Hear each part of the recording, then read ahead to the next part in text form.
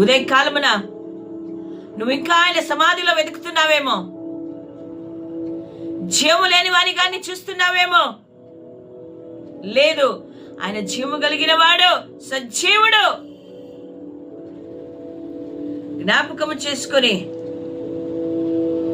ఆయన నామాన్ని కనపరచు, ఆయన నామాన్ని స్తుతించు. నా ప్రియ సోదరుడా, సోదరి, ఆయనను గురించి ప్రకటన చేయడానికి దేవుడు మనకు అవకాశం ఇచ్చి ఉంటున్నాడు. ఈ పునరుత్థాన దినమున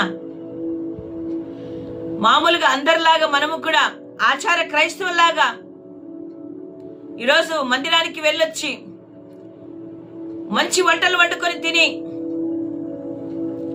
భార్య పిల్లలతో బంధువులతో సంతోషిస్తే ప్రయోజనం లేదు.